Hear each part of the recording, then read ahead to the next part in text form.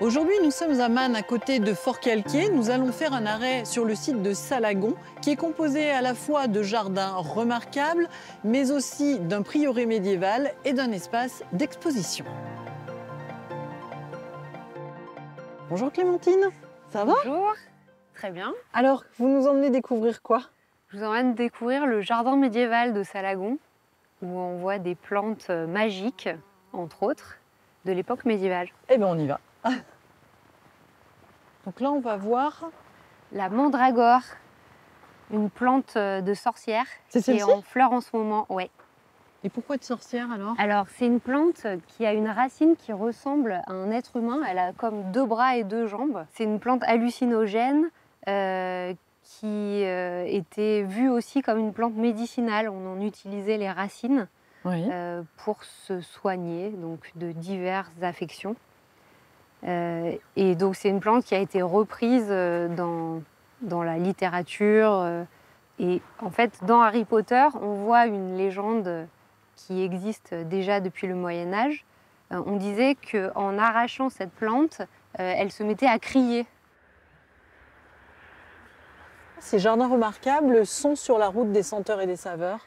Alors ce jardin montre des plantes à odeur. On a un jardin de senteurs qui montre les plantes de la parfumerie.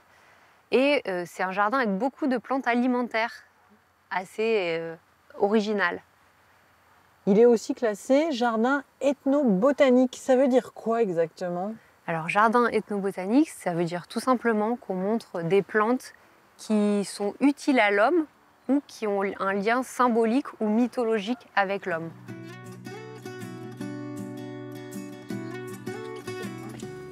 Je vais vous montrer ici une petite plante en fleurs au début du printemps, la jacinthe sauvage, jacinthe d'Orient, qui est la première jacinthe qu'on a utilisée pour sélectionner ensuite, petit à petit, des fleurs plus grosses, des fleurs plus nombreuses, et pour obtenir les jacinthes qu'on connaît, les jacinthes horticoles. Des jardins inspirants pour les touristes de passage. C'est un endroit assez magique où on est à la rencontre avec la nature de la Provence, avec l'histoire de la Provence. On apprend beaucoup.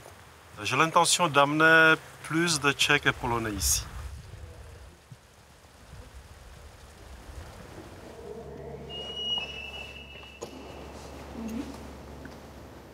Céline, nous sommes dans un univers totalement différent. Ici, on est où exactement? Ici, on est dans l'église du prieuré de Salagon. Donc, c'est une église du XIIe siècle, une église romane, avec une influence provençale.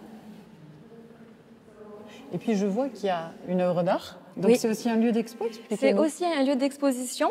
Donc là, on a une installation éphémère de l'artiste Anne Poivillier. Oui. Qui s'appelle Dans le vent, la lumière. Et on comprend bien, dans le vent, voilà, ce mouvement qui est assez organique, qui est une création faite à partir de papier calque plié. Donc là, on voit que ça bouge légèrement. Oui, il y a du mouvement. En fait, en passant, on doit activer de l'air. Et aussi, c'est au-delà de l'installation d'Anne, c'est qu'on regarde, il y a des ombres aussi qui apparaissent. Et l'œuvre, elle continue encore sur les murs.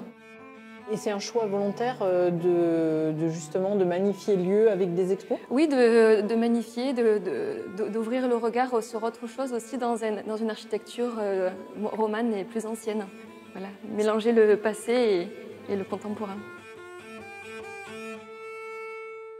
Demain, dernière étape, nous allons prendre de la hauteur pour découvrir autrement cette route des saveurs et des senteurs.